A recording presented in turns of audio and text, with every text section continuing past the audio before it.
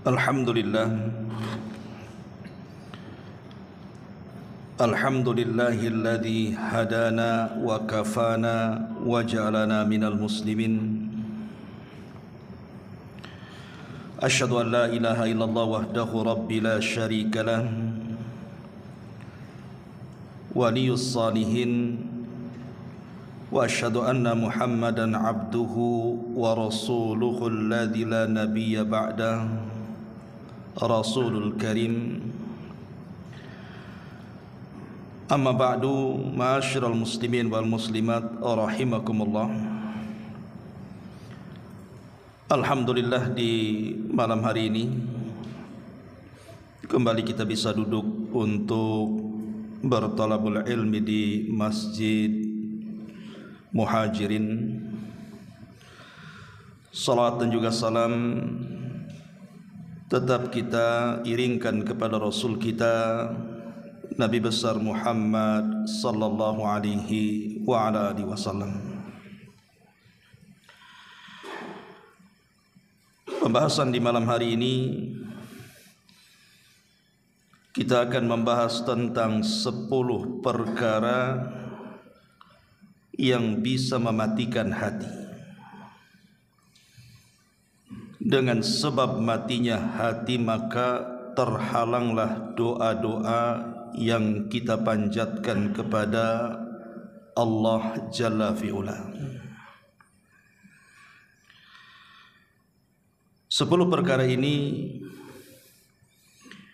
diambil dari perkataan seorang ulama tabi'in yang sangat mulia, Ibrahim ibnu Adham rahimahullahu ta'ala. Ma'asyiral muslimin yang dimuliakan Allah subhanahu wa ta'ala, satu hari Ibrahim ibn Adham rahimahullahu ta'ala sedang berjalan-jalan di pasar Basrah. Dan ketika itu ada kerumunan manusia yang sedang berkumpul, saling bicara satu dengan yang lainnya.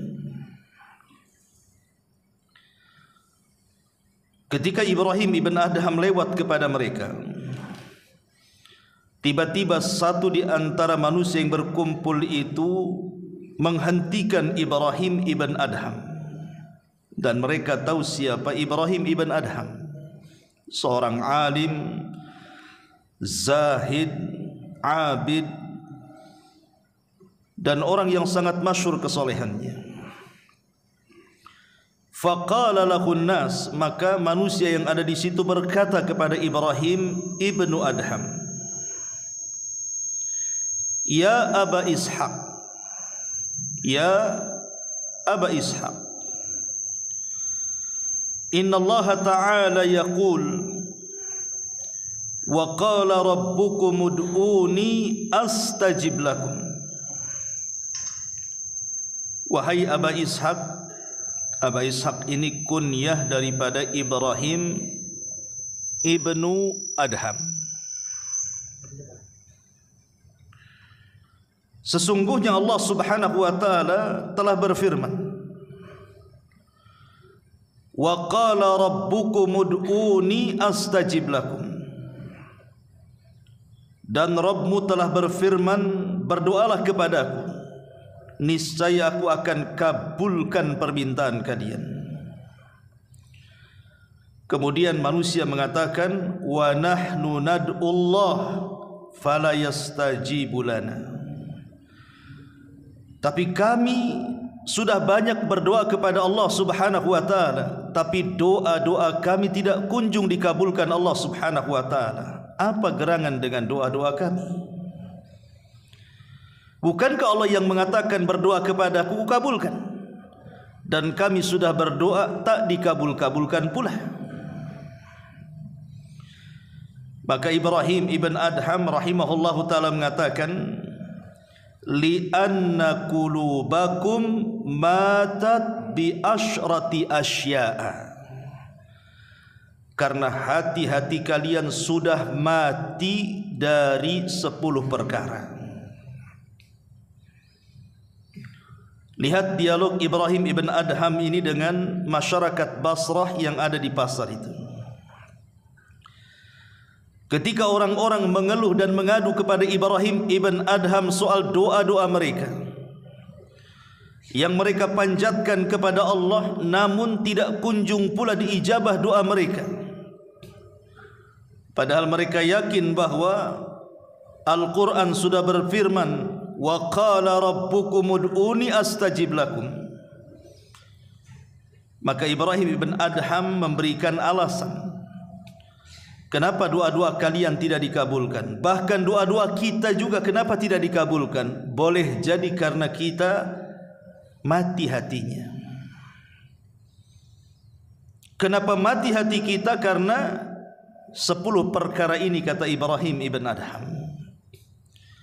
Dan kalau seandainya kita berdoa kepada Allah Subhanahu wa taala, tiba-tiba Allah tidak kunjung mengabulkan doa kita, maka ini musibah di atas musibah. Tidak ada kemalangan, tidak ada musibah yang lebih besar dibandingkan doa-doa kita ditolak oleh Allah Subhanahu wa taala. Karena ketika Allah Subhanahu wa taala menolak doa-doa kita, maknanya Allah sudah tidak mempedulikan kita. Kalau Allah Subhanahu wa taala tidak mempedulikan kita, artinya Allah sudah tidak menganggap kita lagi. Dan itulah bahayanya hati yang mati itu. Karena hati yang matilah yang menjadikan doa-doa kita tidak dikabulkan Allah Subhanahu wa taala. Kenapa mati? Inilah yang akan kita bahas. Mati dari 10 perkara. Yang pertama, kata Ibrahim ibn Adham rahimahullahu taala, araftumullaha walam tuaddu haqqahu. Kalian mengenal Allah, kalian mengetahui Allah, tapi kenapa kalian tidak melaksanakan hak-hak dan kewajiban Allah Subhanahu wa taala? Kalau kita ditanya siapa yang menciptakan langit, kita katakan Allah. Kalau kita ditanya siapa yang menciptakan bumi, kita katakan Allah. Kalau kita ditanya siapa yang menciptakan lautan, gunung-gunung, hutan-hutan, binatang, bahkan siapa yang menciptakan kita, maka kita akan mengatakan Allah. Artinya secara rububiyah kita tahu dan kita kenal siapa Allah. Lah kalau kita sudah kenal Allah Subhanahu wa taala secara rububiyah, kenapa kita tidak mau melaksanakan hak dan kewajiban yang Allah perintahkan kepada kita? Ma'asyiral muslimin yang dimuliakan Allah Subhanahu wa taala, dengan cara apa kita melaksanakan hak dan kewajiban kita kepada Allah? Berdasarkan hadis Muadz bin Jabal radhiyallahu an, ketika Nabi sallallahu alaihi wasallam bertanya, "Ya Muadz, hal tadri ma haqqullah 'alal ibad wa ma haqqul ibadi 'ala Allah?" Muadz, tahu enggak apa hak Allah kepada hambanya dan apa hak hamba kepada Allah? Maka Muadz mengatakan, Allah wa rasuluhu a'lam, Allah dan Rasulnya yang tahu. Maka Nabi SAW mengatakan, fa inna haqqallahi 'alal ibadi an ya'buduhu wa la tusyriku bihi syai'an. Fa inna haqqallahi 'alal ibad an ya'buduhu wa la yusyriku bihi syai'an. Tuntutan Allah kepada kita ini agar kita hanya beribadah kepada Allah dan tidak menyekutukan Allah sedikit pun. Inilah yang dikatakan oleh Ibrahim ibn Adham di sini. Kita mengenal Allah tapi kita tidak pernah melaksanakan hak dan kewajiban kita kepada Allah. Dalam doa-doa yang kita panjatkan, cerewetnya lah kita meminta, macam-macam kita meminta kepada Allah Subhanahu wa taala. Tetapi hak Allah tidak pernah kita penuhi. Itu sama dengan orang yang tidak bekerja, datang tahu-tahu minta gajinya mana. Anda tidak pernah bekerja kepada saya. Tiba-tiba datang, Ustadz, mana gaji saya bulan ini, katanya. Kira-kira saya kasih gaji enggak? Walillahil mathalul a'la. Ma'asyiral muslimin yang dimuliakan Allah Subhanahu wa taala. Kalau kita ingin dikabulkan doa-doa kita dan hati kita ingin hidup dekati Allah, maka Allah akan dekat dengan kita. Kalau kita tidak pernah dekat dengan Allah, maka Allah akan menjauh dengan kita. Ketika Allah menjauh dengan kita, secara otomatis Allah tidak akan peduli dengan kita dan tidak akan mengabulkan doa-doa kita. Maka imbangi permintaan itu dengan ibadah. Kita sudah salat, kita sudah puasa, kita sudah mengaji, baca Quran, zikir dan begitu seterusnya. Kalau ketika kita minta kepada Allah Subhanahu wa taala, mustahil Allah membiarkan permintaan kita. Karena kita sudah berusaha melaksanakan hak dan kewajiban Allah. Itulah yang menjadikan kenapa doa kita mati. Karena kita mengenal Allah tapi tidak pernah melaksanakan hak dan kewajibannya. Ini yang pertama. Yang kedua, wa qara'tumul Qur'an walam ta'malu bihi.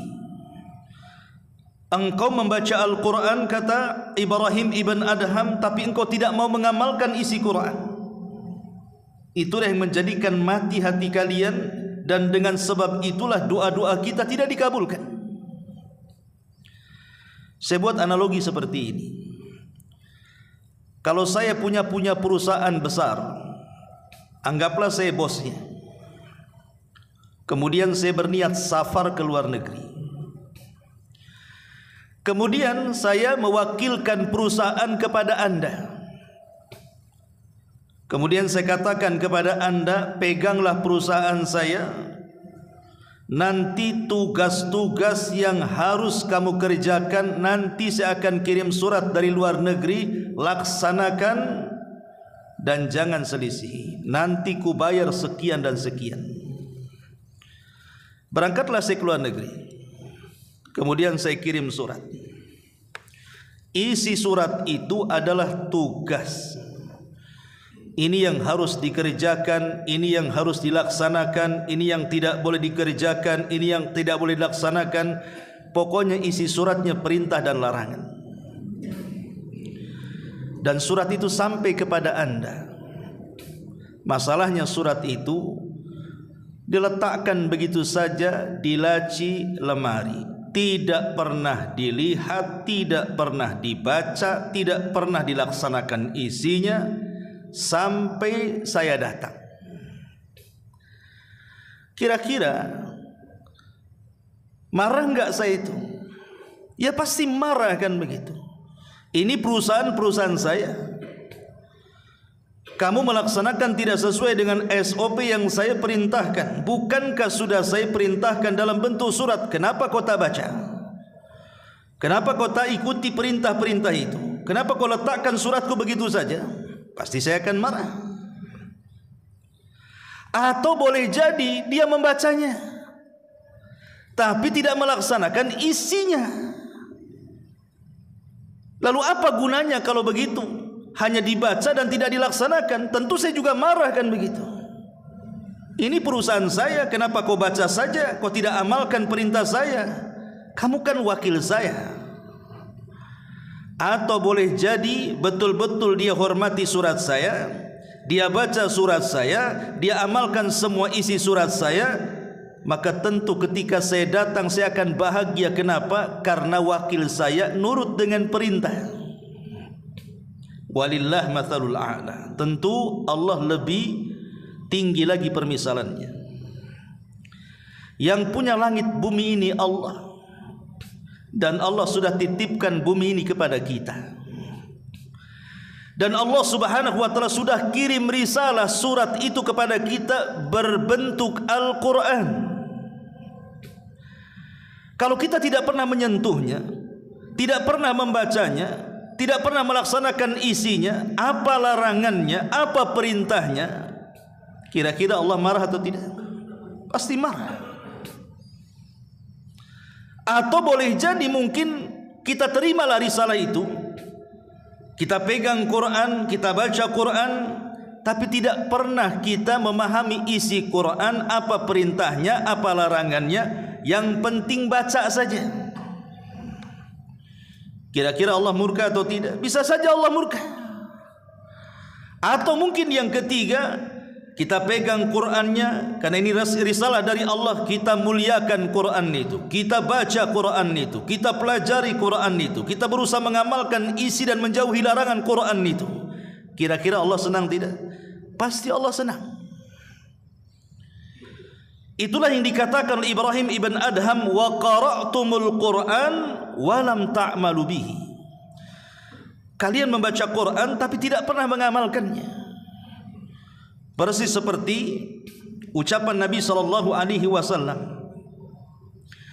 di dalam surah Al-Furqan ayat 30, Allah mengatakan, wa qala ar-rasul ya rabbi inna qaumi ittakhidhu hadzal qur'ana mahjura.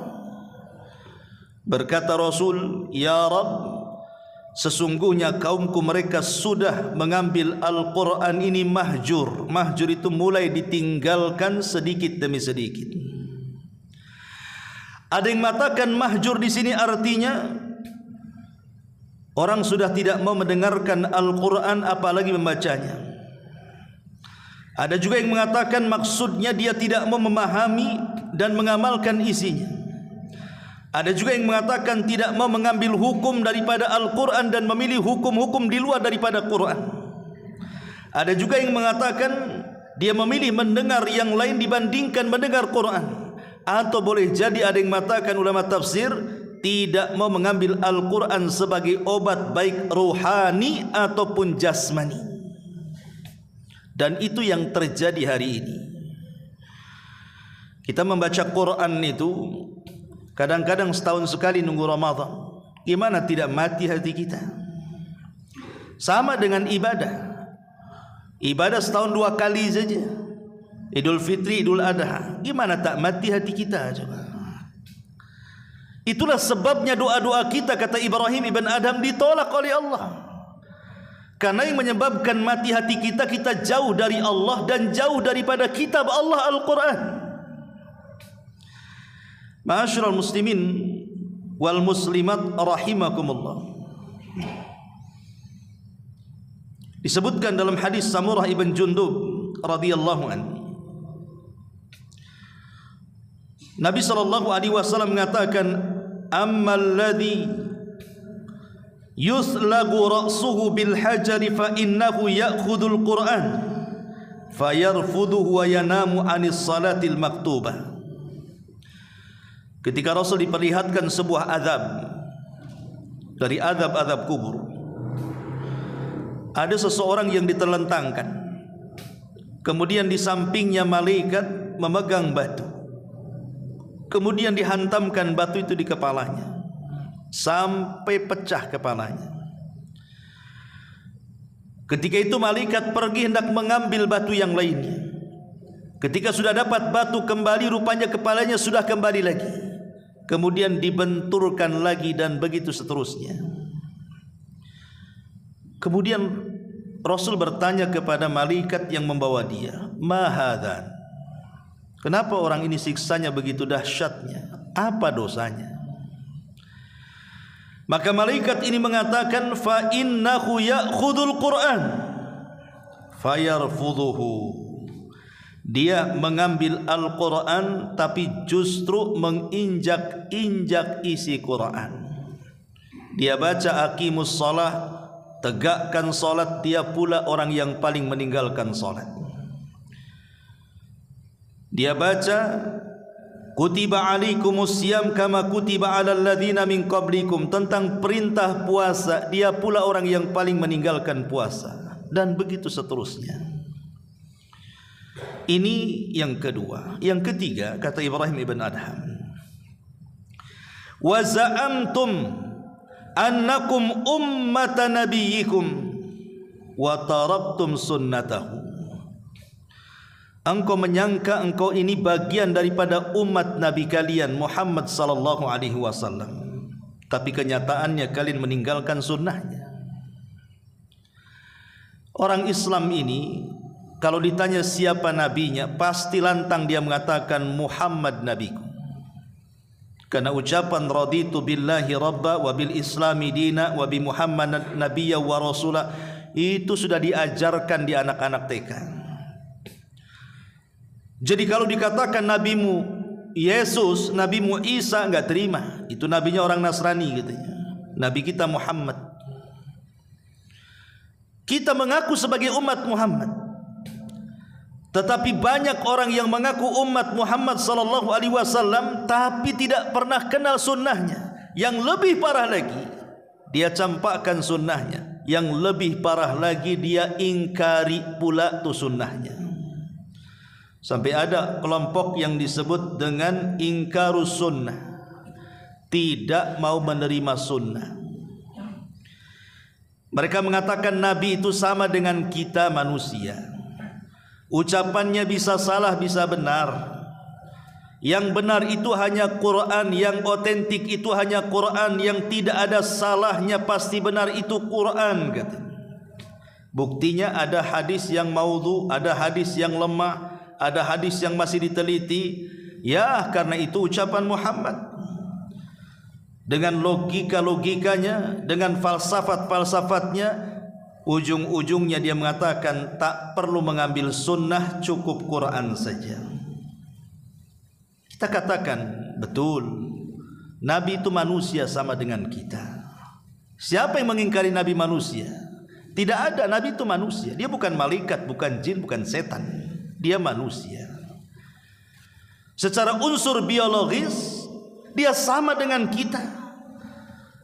Dia ada dagingnya, dia ada tulangnya, dia ada darahnya, dia ada uratnya. Dia bisa sedih, dia bisa menangis, dia bisa bahagia, dia sama dengan kita. Tetapi yang harus dipahami, walaupun Rasul itu manusia, tetapi al-bashar la kal-bashar. Dia manusia tapi bukan seperti manusia yang lainnya. Betul dia manusia, tapi berbeda dibandingkan manusia-manusia yang lainnya. Karena Allah sudah memilih dia. Dan kenapa Allah tidak memilih kita? Karena dia beda dari kita. Makanya Allah pilih dia. Bahkan Allah jadikan model dalam Al-Quran. Laqad kana lakum fi rasulillahi uswatun hasanah. Sungguh telah ada pada jati diri Nabi suri teladan yang indah. Allah jadikan dia model bagi seluruh umat manusia dengan keluhuran akhlaknya, sehingga Allah mengatakan wa innaka la'ala khuluqin azim, engkau di atas akhlak yang paling baik wahai Muhammad. Jadi dia memang bashar, tetapi la kal bashar, berbeda dengan bashar yang lainnya, berbeda dengan manusia yang lainnya. Allah jadikan dia orang pilihan. Dia memiliki keutamaan dan nilai kualitas yang tidak dimiliki manusia yang lainnya. Dan ucapannya adalah wahyu, wa ma yantiqu anil hawa in huwa illa wahyun yuha. Muhammad itu tidak pernah mengucap dengan hawa nafsunya. Yang diucapkan itu wahyu yang diwahyukan kepadanya. Dan Rasul mengatakan inni utitul kitaba wa mislahu ma'a. Aku diberikan Al-Quran dan yang semisalnya, maksudnya sunnah. Jadi Quran dan sunnah itu bagian dari kalam Allah. Cuman yang membedakan, kalau Quran itu lafaz dan maknanya dari Allah, kalau sunnah itu makna dari Allah dan lafaznya dari Nabi sallallahu alaihi wasallam. Itu saja yang membedakan, dua-duanya datang dari Allah. Ma'asyiral muslimin yang dimuliakan Allah azza wa jalla. Jadi kalau mengaku umat Rasul, bukan hanya pegang Quran, pegang juga sunnahnya. Pegang juga sunnahnya, jangan diingkari sunnah itu. Ketika seseorang mengingkari sunnah, maka selamanya dia tidak mungkin melaksanakan Quran. Karena Quran itu banyak perintah-perintah yang sifatnya global, kemudian dirinci dengan sunnah. Allah mengatakan aqimus shalah, laksanakan salat. Cemana takbiratul ihramnya? Apa bacaan berdirinya? Macam mana pula rukunya? Itu Quran tidak menjelaskan. Sunnah datang menjelaskan, mulai takbir sampai salam. Al-Quran yang menjelaskan wa atuz zakah, laksanakan zakat. Tapi yang menentukan haulnya, nisabnya, kambing sekian, emas sekian, pertanian sekian, ada di Quran? Tidak ada. Maka orang yang mengingkari sunnah selamanya tidak mampu akan melaksanakan Quran itu. Maka kalau kita mengaku umat Rasul, ikuti sunnahnya, baik sunnah ucapan, perbuatan ataupun penetapan Nabi SAW. Karena kalau kita meninggalkan sunnah dalam kehidupan kita, dipastikan mati hatinya dan dipastikan terhalang doa-doanya.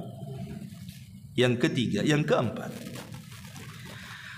kata Ibrahim ibn Adham rahimahullahu ta'ala, wa qultum inna syaitana lakum aduun wa wafaqtumuhu, katanya. Kalian selalu sesumbar setan itu musuh kalian, tapi banyak amalan-amalan setan yang kalian cocoki. Kita teriak-teriak setan itu aduwwum mubin, musuh kita yang nyata, musuh kita bersama. Tapi kenyataannya apa yang terjadi? Banyak amalan-amalan setan itu justru kita lakukan. Seperti apa? Sombong. Itu amalan setan. Setan yang mengatakan ana khairum minhu khalaqtani min nari wa khalaqtahu min tin. Ketika Allah mengatakan dan saya wala amurannahum fala yughayyiranna khalqallah, setan mengatakan aku akan perintahkan mereka sampai mereka merubah-rubah ciptaan Allah. Lihat orang-orang yang KTP mereka Islam, tapi badan mereka penuh dengan tato. Wanita-wanita Islam masih banyak yang mencukur-cukur bulu halis. Wanita-wanita Islam banyak kemudian yang menyambung-nyambung rambut kepala, mengikir gigi dan begitu seterusnya. Itu semua perbuatan setan. Ngaku setan musuhnya, tapi perbuatan setan dicocoki dia pula.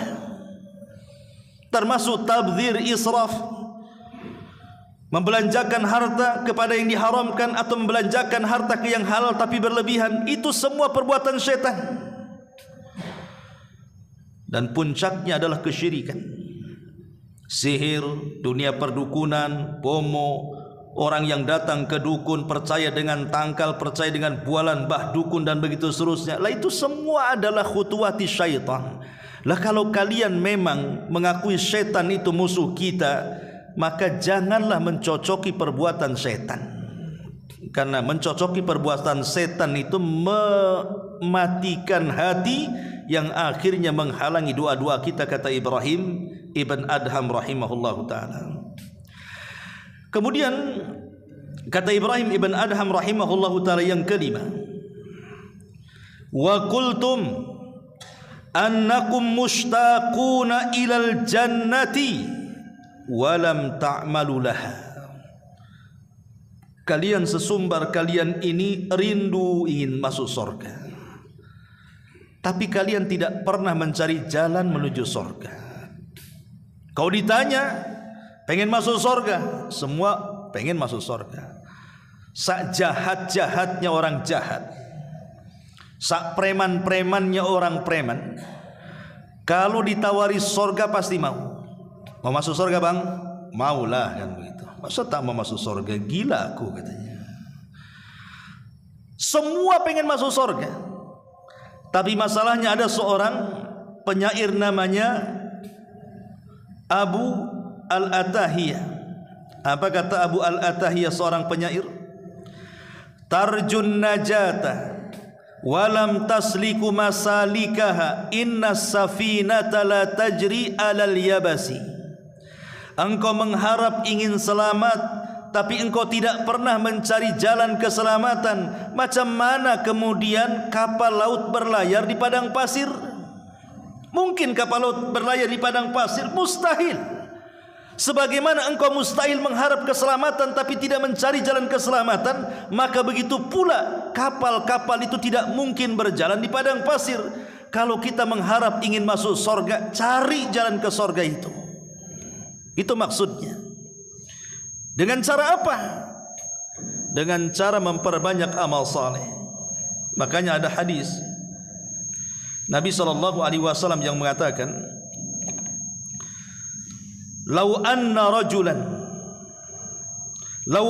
rajulan khurra ala wajhihi min yaumi wulida ila yaumi yamut haraman fi ta'atillahi azza wa jalla la haqqarahu dhalikal yawm wa la wadda annahu rudda ila dunya kay yazdad minal ajri was thawab." Kata Nabi SAW, kalau seandainya seseorang itu sejak dilahirkan sudah dalam kondisi sujud, lahir saja sudah sujud dia, dan tidak berhenti sujudnya sampai kematiannya, artinya tidak punya dosa kan? Lahir saja sujud sampai mati, kapan maksiatnya? Kalau ada orang yang seperti itu, lahir saja dia sudah sujud sampai mati dalam rangka mencari ketaatan kepada Allah Subhanahu wa taala, kata Nabi, la haqqarahu dzalikal yaum. Nanti kalau sudah mati, maka orang ini masih menganggap kehidupan dunia ini masih menghinakannya. La wadda annahu rudda ila dunya, bahkan dia masih menginginkan untuk dibalikan ke dunia. Kayazdada minal ajri wa thawab, supaya bertambah pahala dan balasan Allah Subhanahu wa taala di akhirat. Padahal dia terlahir sudah sujud. Hadis ini dikeluarkan Al-Imam Ahmad dan disahihkan oleh Syekh Nasiruddin Al-Albani rahimahullahu taala. Coba bayangkan, orang ini terlahir sujud sampai mati sujud, tidak pernah maksiat kepada Allah Azza wa Jalla. Kemudian apabila sudah mati, maka dia masih menyesali kehidupan dunianya, dan dia berharap kepada Allah agar dikembalikan kepada dunia supaya dia bisa menambah lagi pahala dan juga amal solehnya. Itulah yang dikatakan para malaikat di hadapan Allah pada hari kiamat. Apa kata malaikat? Ya Rabb, ma'abadnaka haqqa ibadatik. Ya Rabb, maafkan kami, kata para malaikat, kami belum betul-betul beribadah kepadamu dengan sebenar-benar ibadah. Padahal malaikat pun tidak pernah maksiat. Kenapa ngomong begitu? Coba bayangkan ya. Makanya pentingnya kita beramal saleh, karena hanya dengan itulah kita akan dimasukkan ke dalam sorga. Walaupun kita katakan, kalau seandainya kita beli sorga dengan amal soleh, kita tidak mungkin kebeli, karena kita masuk sorga itu bukan membeli, tetapi karena rahmat Allah Subhanahu wa taala. Tapi masalahnya rahmat tidak mungkin diraih kecuali dengan amal soleh kita. Kalau kita kemudian hanya berangan-angan ingin masuk sorga tapi tidak beramal soleh, maka angan-angan belaka saja. Kemudian kata Ibrahim ibn Adham yang ke-6, wa qultum innakum takhafuna an-nar walam tahrabu minha. Kau katakan kau takut dengan neraka, tapi kau tidak pernah lari dari neraka. Kalau kita melihat api, pasti di dunia ini kalau ada kebakaran itu, pasti kita akan menjauh dari api kan, karena panas ya. Ini api dunia. Kenapa api akhirat tidak terpikir lebih panas dibandingkan api dunia yang hanya satu bagian daripada 70 bagian api neraka? Kalau kita merasa takut dengan neraka, jauhi api itu. Dengan cara apa? Tinggalkan dosa-dosa dan maksiat-maksiat yang bisa mengantarkan kita ke dalam neraka. Karena sama juga sebejat-bejatnya orang, kalau ditanya mau masuk neraka bang, nggak mungkin dia mau saya masuk neraka, gila dia. Tapi kalau memang dia memang takut dengan neraka, kenapa tidak lari dari neraka?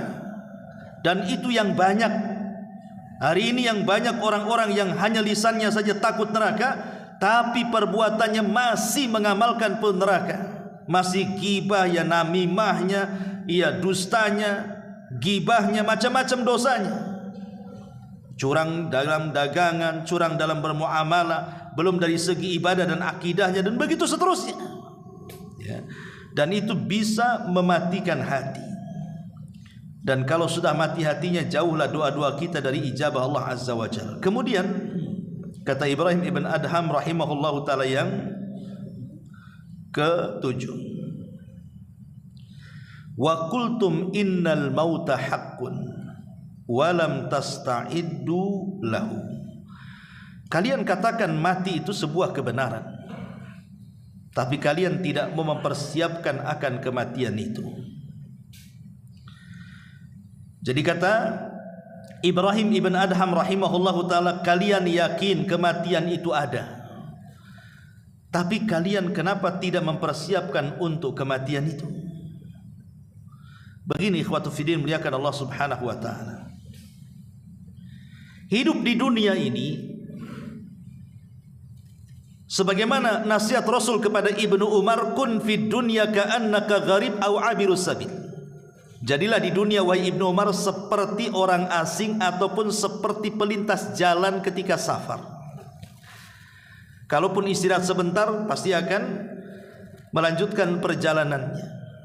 Itulah dunia. Dunia ini sementara. Dia bukan tempat tujuan dan persinggahan utama.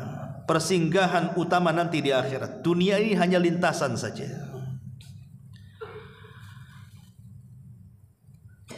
Dahulu di zaman Nabi, orang-orang Yaman, mereka ingin haji ke Mekah, tapi modal nekat, tidak mau bawa bekal. Mereka mengatakan, bekal kami Allah yang tanggung, katanya. Akhirnya berangkat mereka.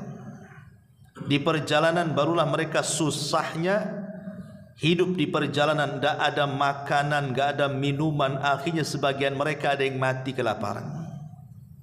Sampailah berita ini kepada Nabi.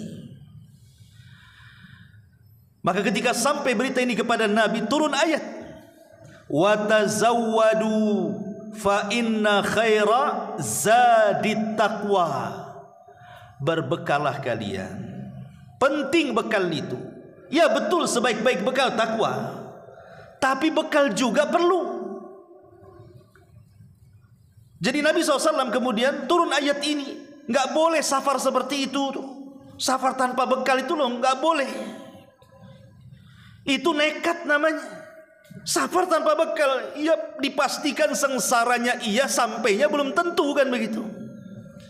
Jalannya lelah, letih, tujuannya tidak sampai-sampai.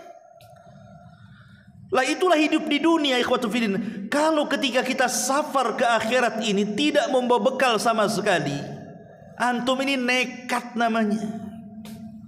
Antum tak pernah sholat, tiba-tiba mati, nekat nggak tuh? Nekat antum itu. Kenapa? Karena tidak ada bekal, kan? Orang nggak sholat pengen mati apa nggak nekat? Dia nekat, pasti itu jelas nerakanya. Ke surganya tidak pernah sampai, nerakanya udah sangkut betulan di situ tuh. Jadi kalau orang tidak membekali dirinya dengan amal soleh di dunia ini, maka selama safar ke surga itu, maka tidak akan sampai-sampai, nyangkut-nyangkut di tengah jalan itu. Itulah nasihat Rasul kepada Ibnu Umar. Jadikan dunia ini seperti orang safar. Namanya orang safar itu harus bawa bekal. Lah bekal itu, itulah amal saleh, dan sebaik-baiknya adalah takwa yang dalam hati. Ma'asyiral muslimin yang dimuliakan Allah Azza wa Jalla.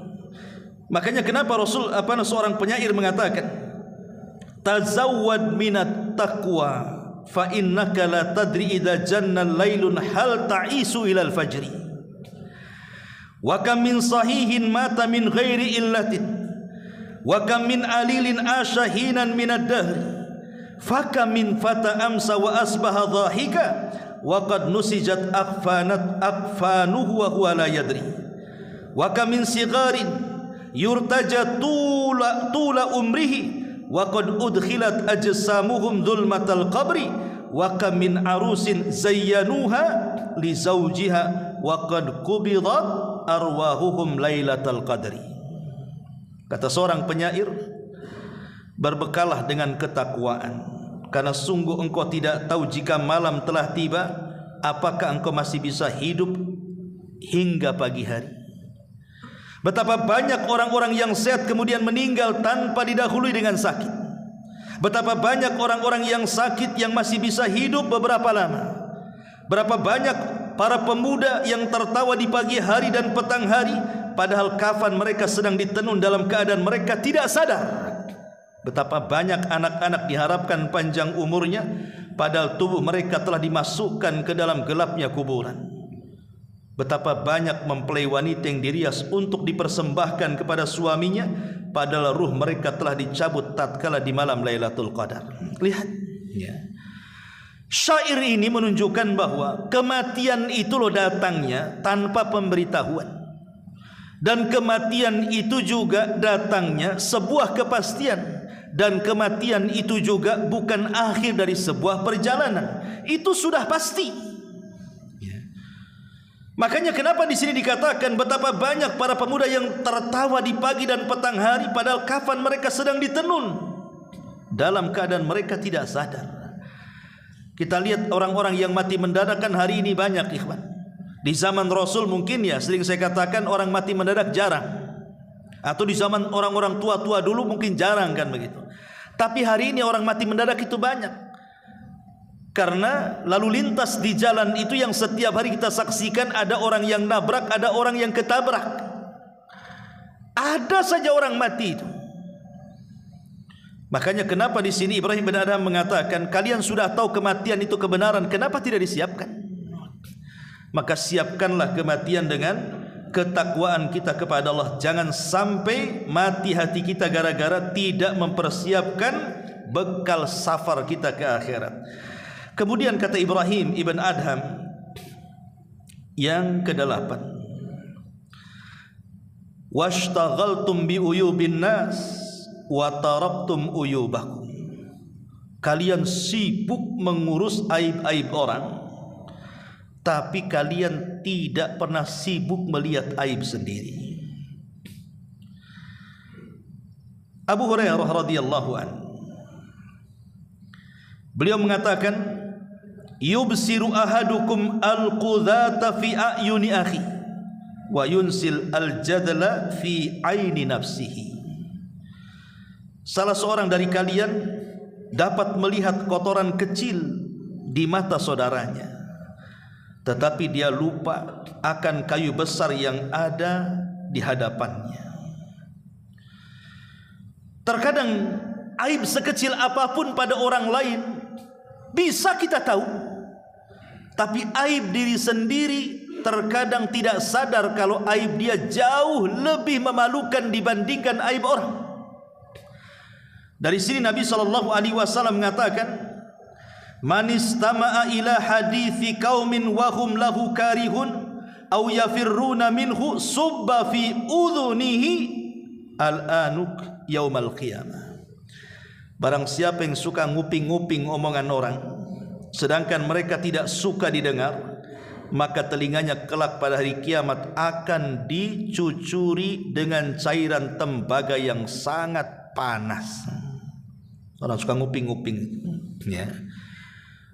Jadi insya Allah lah kalau laki-laki sih malas lah pengen tahu tuh. Kalau laki-laki pengen tahu itu berarti dia perempuan tuh yang gitu tuh. Ingat ya, kalau antum pengen tahu urusan orang, antum itu perempuan bukan laki-laki. Kan laki-laki tidak suka seperti itu. Biasanya perempuan yang suka kayak gitu tuh, ya. Yang suka ngorek-ngorek aib, nanya-nanya aib orang itu kan perempuan. Lah Islam ini melarang, tidak boleh. Kenapa demikian? Karena ada yang disebut dengan hukum karma, yang disebut dengan kama tadinu tudan. Kalau kita mengorek-ngorek aib orang, nanti Allah kirim orang lain mengorek aib kita. Itulah kama tadinu tudan namanya.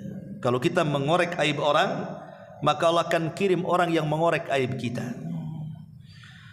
Makanya kenapa Nabi SAW mengatakan, ya ma'syara man amana bilisani walam yu'minu biqalbihi. Wahai orang-orang yang beriman hanya sekedar di lisan dan tidak sampai kepada hatinya, kata Rasul, jangan menyingkap aib saudara kalian. Dan jangan mencari-cari aib saudara kalian, karena siapapun yang mencari-cari aib saudaranya, maka Allah akan mencari-cari aibnya. Itulah yang dikatakan kama tadi nutudan tadi. Maka orang yang suka mengorek-ngorek aib tapi lupa dengan aibnya sendiri, maka itu alamat matinya hati, kata Ibrahim ibn Adham. Dan itulah sebabnya doa-doa kita ditolak. Kemudian yang nomor 9, kata Ibrahim ibn Adham, wa akaltum ni'amallahi walam tu'du atau tu'addu syukraha. Kalian makan dari nikmat-nikmat Allah tapi tidak pernah bersyukur akan nikmat Allah. Kita ini maunya menikmati nikmat Allah saja, senang dengan nikmat Allah, tapi kita tidak mau mensyukuri nikmat Allah. Subhanallah, nikmat Allah ikhwan itu tidak pernah lepas dari badan kita.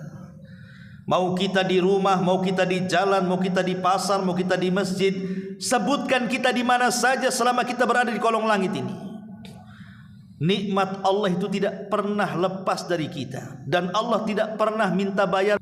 Ada Allah memajaki matahari, pajaknya sekian, PPN-nya gitu, ya, 12%, enggak kan? Masyarul muslimin yang dimuliakan Allah Azza wa Jalla, enggak ada. Allah kasih pajak tuh enggak ada. Kenapa? Bayangkan Allah berikan gratis loh kepada kita. Oksigen yang kita hirup itu gratis itu. Mata kita bisa melihat, telinga kita bisa mendengar, lisan kita bicara, kemudian akal kita berfungsi. Bentuk manusia pula indah seindah-indahnya. Allah bentuk sedemikian rupa, berbeda dengan makhluk-makhluk yang lainnya. Ini semua nikmat. Wa fi anfusikum afala tubsirun. Pada diri kalian itu tidakkah kau lihat itu nikmat Allah? Fa bi ayyi ala'i rabbikum atukadziban. Nikmat mana lagi yang kau akan dustakan? Tapi begitu banyaknya nikmat yang Allah anugerahkan kepada kita, banyak di antara kita yang tidak bersyukur akan nikmat itu. Lah, tidak bersyukur akan nikmat itu bisa mematikan hati. Dan ketika mati hati, terhalanglah doa-doa kita. Dan yang terakhir, kata Ibrahim bin Adham, wadafantum mautakum walam ta'tabiru bihim fakaifa yustajabu lakum. Kalian terkadang menguburkan orang-orang mati di antara kalian, tapi kalian tidak pernah mengambil ibrah dari kematian mereka. Boleh jadi di antara kita ada yang betul-betul menguburkan, kan? Masuk ke liang lahat, kita lihat saudara kita dibaringkan di liang lahat, kemudian diberikan bantalan dari tanah, kemudian kita juga yang memasangkan triplek-tripleknya, kayu-kayunya, kemudian juga kita yang kemudian melemparkan sedikit demi sedikit tanah, akhirnya kemudian terkuburlah si mayat itu. Pernah enggak kita kemudian setelah menguburkan duduk sejenak, kemudian kita katakan, ya hari ini engkau yang mati, boleh jadi besok aku pula yang seperti ini. Hari ini aku yang menguburkan, besok aku yang dikuburkan. Kalau orang berpikir seperti itu namanya mengambil ibrah namanya. Subhanallah. Saya terkadang heran. Saya pernah menguburkan. Saya tidak sebut daerahnya. Pokoknya menguburkan. Yang gali kuburannya di situ orang situ. Lah Allah takdirkan memang sudah mendekati waktu maghrib. Ketika itu mendekati waktu maghrib. Jadi saya bilang sama bapak yang ada di situ tuh, yang tukang kubur-kuburkan itu, Pak, ini udah mau maghrib. Kayaknya nanti habis maghrib aja lah. Oh nggak apa-apa, biasa saya kuburkan sampai isya katanya. Jadi bapak tak sholat. Terus diam dia. Subhanallah, coba. Dia tidak terpikir dia akan mati loh. Hari-hari dia bawa jenazah itu dia masukkan. Ketika diingatkan soal sholat, oh udah biasa katanya. Kadang-kadang sampai isya saya. Jadi saya bilang, bapak tak sholat kalau begitu? Diam, dia tidak bisa jawab. Lah ini kan aneh itu. Orang ini nggak ngambil ibrah. Memang kita hari ini melihat orang dikuburkan, besok kita yang dilihat orang bahwa kita sedang dikuburkan. Lah disitulah kenapa hati kita mati, karena kita tidak pernah mengambil ibrah dari kematian itu. Padahal kematian itu hak adanya. Wa ja'at sakratul mauti bil haq dzalika ma kunta minhu tahid. Sakarat maut itu pasti datang dengan kebenaran. Itulah yang kita membuat lari darinya. Tapi Allah mengatakan kullu nafsin dha'iqatul maut, setiap jiwa pasti mati. Maka ambillah ibrah ya ulil absar. Inilah 10 perkara kata Ibrahim ibn Adham yang bisa mematikan hati. Makanya di ujung perkataan beliau mengatakan apa? Fa kaifa yustajabu lakum. Kalau ada 10 perkara pada kalian ini, macam mana doa-doa kalian akan dikabulkan? Lalu apa solusinya? Setelah kita tahu bahwa hati kita ini mati karena 10 perkara, sehingga dengan kematian hati kita itu, dan itu musibah terbesar dalam hidup kita, bagaimana caranya supaya doa-doa kita dikabulkan? Maka pertama tentunya jangan sampai hati kita mati. Hidupkan hati kita. Hidupkan hati kita dengan cara apa? Tauhidkan Allah. Menghidupkan hati dengan cara mentauhidkan Allah, melaksanakan sunnah-sunnah Rasulullah, percaya dengan takdir Allah, jangan pernah memandang ke atas, pandanglah ke bawah. Qanaah, redha, tawakal, mengharap hanya kepada Allah, dan begitu seterusnya. Itulah cara menghidupkan hati. Kemudian yang kedua, kalau doa-doa kita ingin dikabulkan, maka jauhilah mawani', hal-hal yang bisa doa-doa kita ini ditolak oleh Allah, seperti makan makanan yang diharamkan, atau doa yang isinya perbuatan dosa dan kebencian, atau mungkin doa-doa yang di dalamnya penuh dengan kezaliman dan pemutus silaturahim, dan begitu seterusnya. Kemudian kalau berdoa, ya ambillah waktu-waktu yang mustajab, entah di malam Lailatul Qadar setahun sekali di bulan Ramadan, atau boleh jadi mungkin mengambil di hari Jumat dalam sepekannya, atau mungkin di sepertiga malam setiap harinya, atau di waktu di antara adzan dan qomat, atau ketika di hari Jumat setelah asar sampai maghrib, atau ketika turun hujan, dan begitu seterusnya. Kan banyak waktu-waktu dan tempat-tempat doa itu. Kemudian juga kenali adab-adabnya, seperti mengangkat kedua tangan. Kemudian harus punya keyakinan. Jangan pula doa itu tidak ada keyakinan bahwa tidak dikabulkan, apalagi sampai mengatakan, ya Allah, mintalah aku sesuatu, kalau kau mau ngasih silahkan, enggak juga enggak apa-apa. Ini doa apa ini? Itu sama dengan orang pinjam uang, pinjamlah, mau dikasih enggak apa-apa, kasih alhamdulillah. Itu kan sama aja. Ya bagus tadi kasih orang kayak gini nih. Jadi kalau orang tidak yakin dengan doanya, sementara Rasul mengatakan wa antum muqinuna bil ijabah, sementara engkau harus yakin dengan Allah pasti mengijabah doa kita, maknanya doa itu harus penuh kesungguhan, tidak boleh ada kelalaian di dalamnya, apalagi ada main-main di situ. Dan juga jangan i'tidah, kata ulama. I'tidah itu maksudnya melampaui batas. Tahu dirilah kalau kita ini gajinya umpamanya 1 bulan ya 2 juta atau 3 juta. Berdoa, ya Allah tambahlah gaji saya, entah 1 juta lagi jadilah umpamanya. Itu bagus ya. Ini doa tukang bangunan yang jelas per bulannya 3-4 juta. Ya Allah kasih gaji 1 miliar. Tidak namanya. Siapa yang mau gaji 1 miliar tukang bangunan? Jadi jangan berlebihan, doa juga jangan berlebihan, atau dirinci. Doa itu tidak perlu dirinci. Ya Allah, kebutuhan saya banyak nih, beras sekian tolong, harga bawang sekian, harga cabai sekian. Mau ngaudit itu apa ini ceritanya? Jadi doa itu tidak perlu dirinci, minta saja langsung. Tidak perlu dirinci, karena merinci dalam doa itu bagian daripada i'tidah. Ya, berlebihan dalam doa tidak boleh. Ya. Jadi intinya bahwa kalau kita ingin dikabulkan doanya, ya adab-adab doa penuhi, jauhi larangan-larangannya, kemudian harus penuh dengan keyakinan kepada Allah bahwa Allah pasti mengijabah doa kita, dan tinggalkan 10 perkara yang bisa mematikan hati yang dengannya terhalanglah doa-doa kita. Wallahu a'lam bishawab. Inilah yang bisa sampaikan, mudah-mudahan ada manfaatnya. Subhanakallahumma bihamdika asyhadu an la ilaha illa anta astaghfiruka wa atubu ilaik. Allahu taala alam. Assalamualaikum warahmatullahi wabarakatuh.